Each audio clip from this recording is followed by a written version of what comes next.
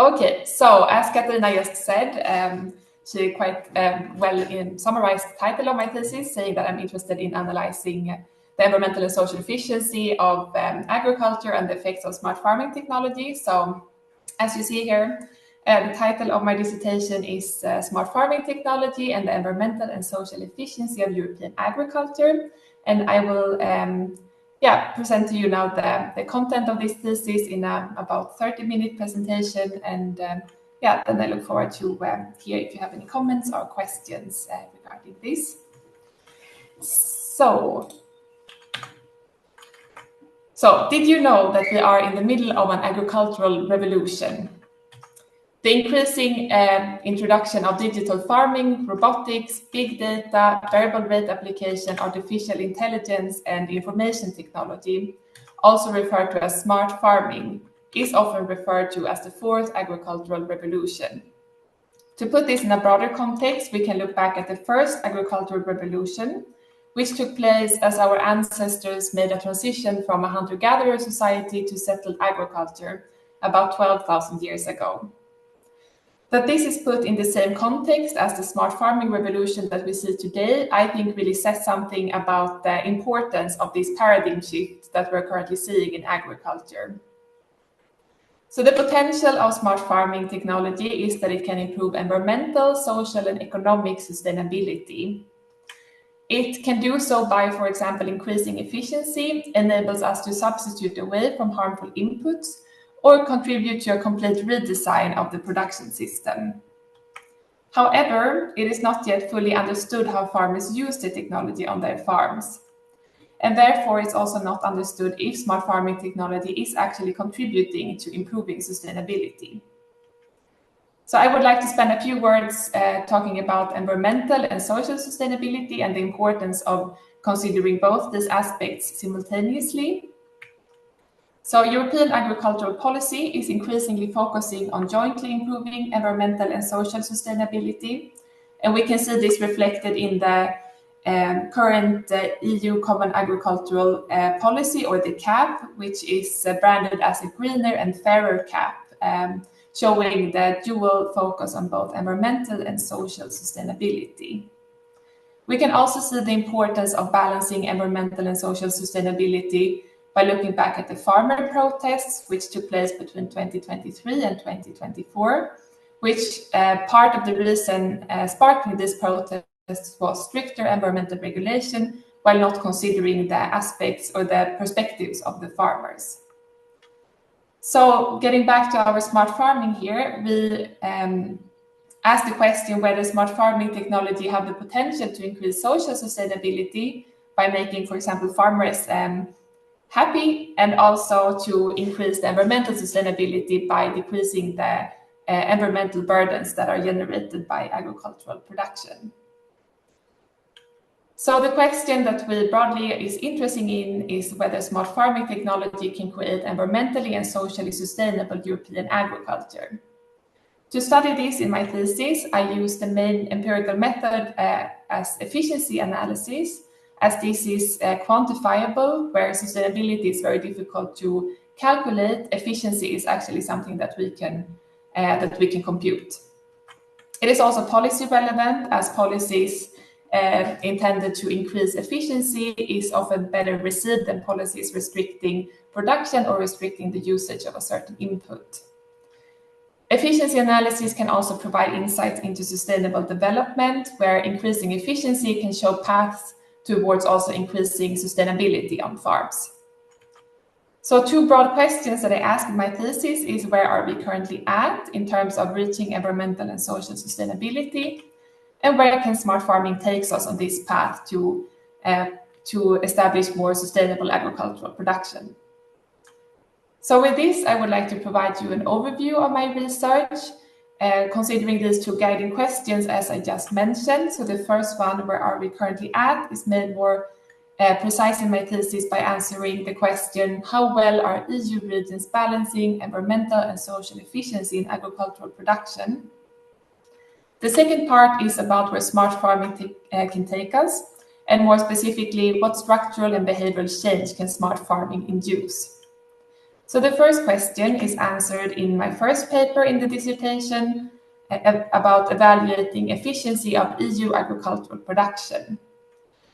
The second question is answered in the second and the third paper of the dissertation, where in the second paper I evaluate environmental effects of adopting AMS in Norway, where AMS here is the abbreviation for automatic milking systems.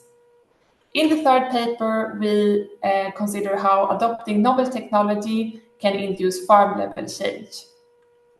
In paper 1 and paper 2, I use efficiency analysis to assess the efficiency of European agriculture.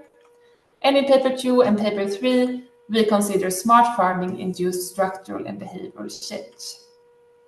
So before I take you through each of these papers in my thesis, I would like to spend a few words talking about efficiency analysis and how I use this to assess efficiency of European agriculture. So the method I used is called data envelopment analysis, or abbreviated as DEA, where we first assess eco-efficiency, which is about minimizing the environmental burden for a given level of output. And this can also be formulated as eco-efficiency, here abbreviated as EE, equals economic value added over environmental damage, where the objective is to minimize the environmental damage for a given level of economic value added. In the first paper in my dissertation, I also consider social efficiency, here abbreviated as SE, which is about maximizing the social welfare given the level of economic value added produced on farms or in regions. But for the purpose of explaining the method here, we will focus on eco-efficiency. So eco-efficiency is about, so we maximize eco-efficiency by weighting environmental damage indicators. So more precisely, eco-efficiency equals economic value added, as we have here above, divided by a weighted sum of environmental pressures, where the weights here are computed to maximize eco-efficiency. So given all the other regions or farms in the sample, we want to select weights which maximizes the efficiency of this unit under evaluation. So it's a relative measure of efficiency, meaning that the efficiency of one unit will be dependent on what other units are included in the sample. And it will provide us with scores between 0, which indicates a very inefficient unit, and 1, which indicates a very efficient unit. And because it is a relative measure of efficiency, it's important that we analyze units which perform similar activities to produce similar outputs, use the same set of inputs, and operate in similar external environment. So in other words, it's important that we have a homogeneous sample which we analyze. So we use efficiency analysis in 2 of the 3 papers in the dissertation. The first time we used it is in paper 1, where we analyze efficiency of EU NUTS2 regions. And EU regions is quite a heterogeneous sample, and to make it more homogeneous and more comparable, we subset regions based on the geographical location, the population, and specialization. The other paper where we also use efficiency analysis is in paper 2, where we assess the efficiency of Norwegian farms between 2013 and 2019. So the Norwegian farms can already be considered quite a comparable sample, but since we have this time dimension, we assume something called irreversible technical change, which basically means that we compare farms. So in 2013, which is the first year of observations, we compare farms to the same year.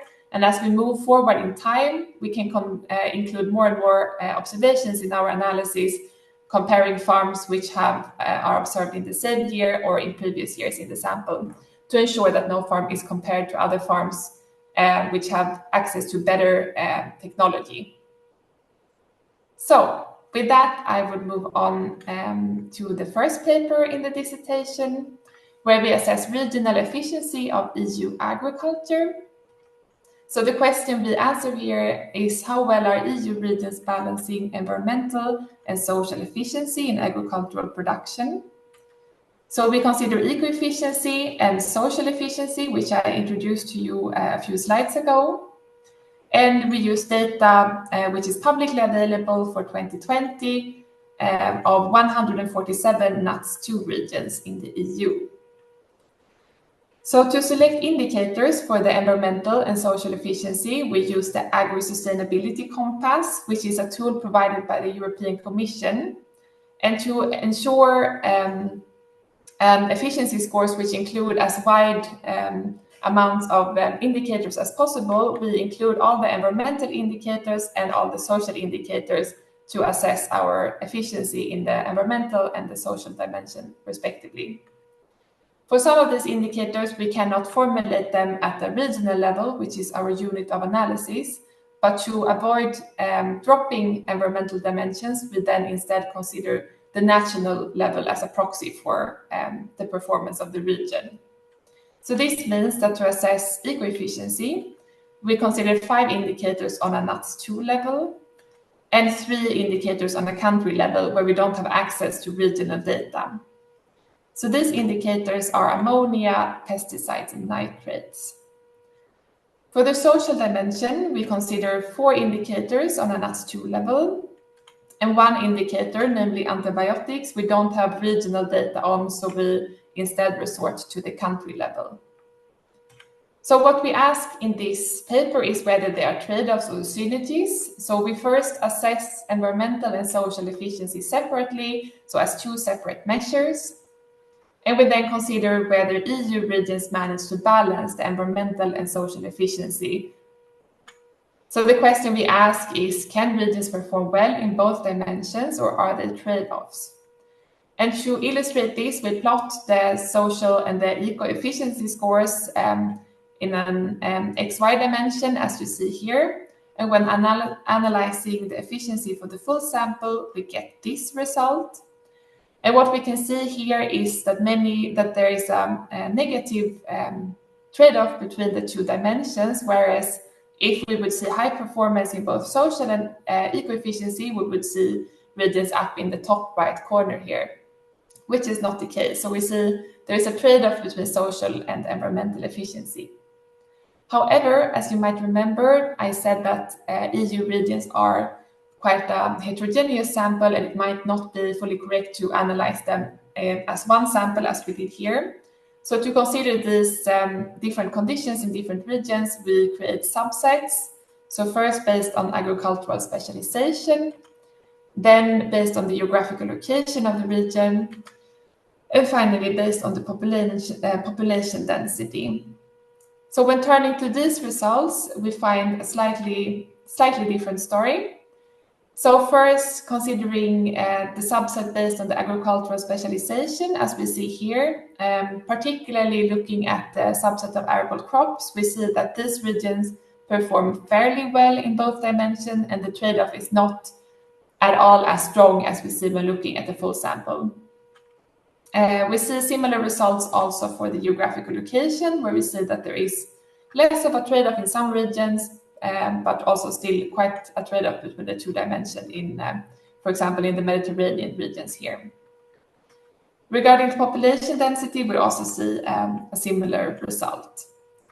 So looking at all these results together, we can conclude that the trade-off is less strong when considering these subsets of regions. However, we don't see, there is still a trade-off, and we don't see any region in any of the subsets performing fully efficient or close to fully efficient in both dimensions. So that's one of the key conclusions from this paper, that there is a trade-off between environmental and social efficiency in these analyzed EU regions.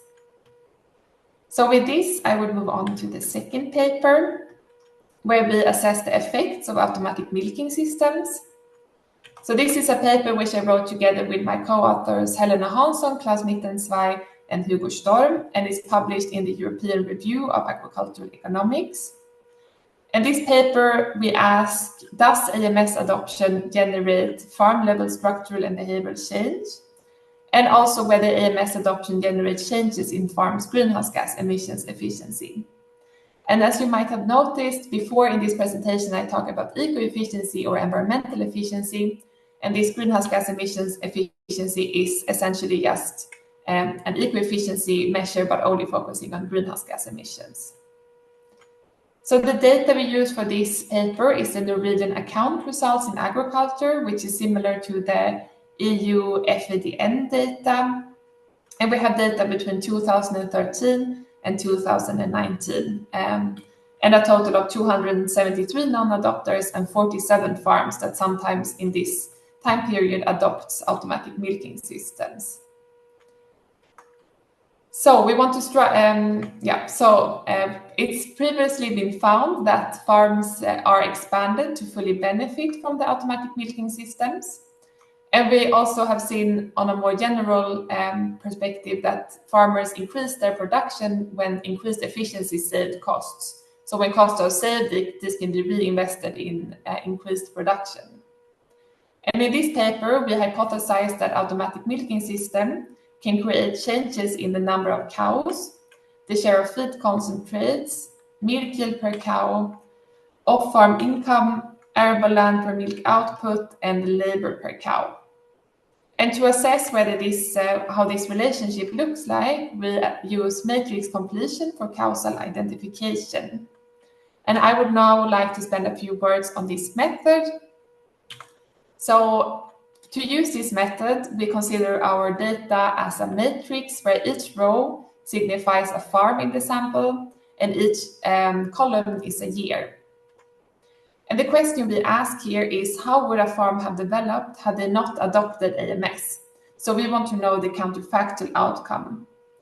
So consider that the third farm in this data set adopts an automatic milking system in the third time period. So for this farm then, we don't know what the number of cows would have been like if this farm did not adopt the new technology.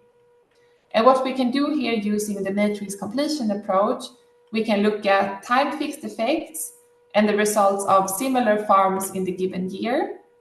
And we can also look at unit-fixed effects, so how did this farm develop previously and how did other comparable farms develop previously, to come up with an approximation of the number of cows on this farm if the farm had not adopted the automatic milking system. And from this, we can compute the average treatment effect of the treated and thus get an estimation of the effects of adopting AMS. So how does then farms change after adopting AMS? So we have these factors which I mentioned that we want to investigate how they are affected, and we use the matrix completion to come up with this result. So I want to highlight some of the most relevant results here. So first of all, we find that after adopting AMS, farms increase their herd size with an average of 8.9 cows, which in the context of Norwegian dairy farms, which are rather small, is quite a large increase. We also find that the milk yield per cow is increased with 522 liters per head per year.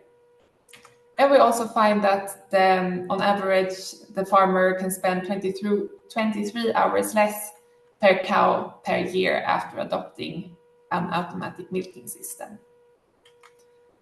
So we also wanted to investigate this other perspective, how greenhouse gas emissions efficiency is affected by automatic milking systems. And we consider this efficiency formulation, as I mentioned before, where we have the value added expressed in thousands of Norwegian crowns. And we consider three indicators for environmental damage or for greenhouse gas emissions, namely energy, fertilizers, and enteric fermentation. We find that the mean efficiencies before adopting AMS is 0.43, after AMS 0.4, and non-adopters have an average efficiency of 0.48. So first conclusion we can draw here is that we see quite low efficiency among the Norwegian dairy farms, considering that the highest efficiency score is 1. So we see that these farms, this sample of farms has quite some potential to improve their greenhouse gas emissions efficiency.